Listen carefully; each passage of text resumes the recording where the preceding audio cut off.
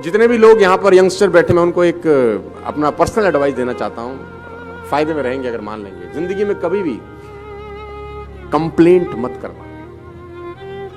Take 100% responsibility of your life. Take 100% responsibility. आपके साथ कुछ अच्छा हो तो आप जिम्मेदार हैं, बुरा हो तो आप जिम्मेदार हैं।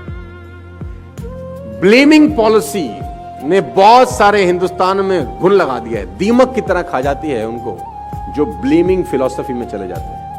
आप मिल जाएंगे, बहुत सारे लोगों से मिलिए, 90% लोग अपनी जिंदगी में नाकामयाबी का ठीकरा किसी और के सर पे फोड़ देते हैं। हम पैसा नहीं कमा पाए, हम आगे नहीं बढ़ पाए, क्योंकि ये कारण है। मैं फिर आपसे कह रहा हूं, आप फायदे में रहेंगे अगर आप ये इनटेक ले जाएंगे। Take 100% responsibility of your life. Seeds are same, sunshine same, soil same. भगवान ने सीड सबको एक जैसे दिए, सनशाइन सबको एक जैसी दी, सॉइल सबको एक जैसी दी। दोनों फार्मर की फसल अलग अलग होती है। Not because of seeds, soil, sand, because of efforts you put in, because of the activity you put in. तो नेवर इन योर लाइफ कभी किसी और को रिस्पॉन्सिबल मैं ठहराना। एक लड़का लैंप के नीचे कुछ ढूंढ रहा है, एक लड़का रात को लैंप के नीचे, ऊपर लाइट जल रही है, कुछ ढूंढ रहा है। उसका दोस्त पहुंचा, उसने बोला सुरेश तू क्या ढूंढ रहा है? सुरेश ने कहा मेरे चाबी खो गई है। तो सुरेश के साथ उसका दोस्त भी चाबी ढूंढने में लग गया। ढूंढे ढूंढे ढूंढे 10 मिनट हो गया, चाबी नहीं मिली। तो उसने सुरेश से पूछा, अरे भाई इतनी देर होगी, इतनी सी जगह है, चाबी कहां खोई थी? तो उसने बोला कमरे के अंदर। बोला कमरे में? घर में? तो यहां क्यों ढूंढ रहा है? बोला घर में लाइट जो नहीं है। उसने बोला घर में लाइट नहीं है और यहां का क्या मतलब? जो चीज खोई अंदर है वो बाहर नहीं मिलेगी। जो चीज खोई अंदर होती है वो अंदर ही ढूंढने से मिलती है। इसीलिए मैं बोलता हूं अपनी ही तलाशी लेनी है, अपनी ही तलाशी लेनी है। You are responsible for everything.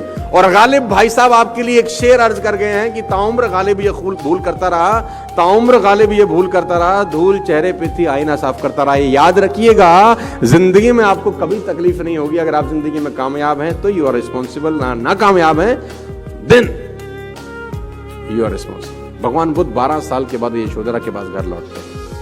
भगवान बुद्ध 12 साल की तपस्या के बाद यशोधरा के घर लौटते हैं और अपने ही घर में भिक्षा मांगने जाते हैं।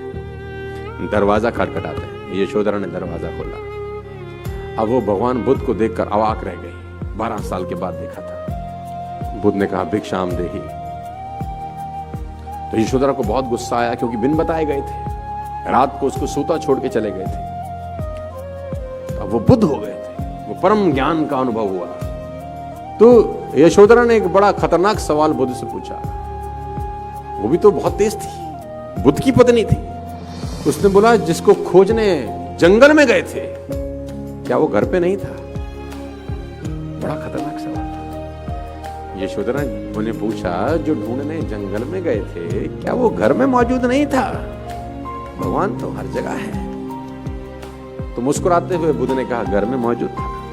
बोला फिर जंगल क्यों गए? बोला जंगल जाके ही तो पता चला कि घर में मौजूद है। जंगल जाके ही तो पता चला कि घर में भी मौजूद है। तो सब कुछ इनबिल्ट है दोस्त।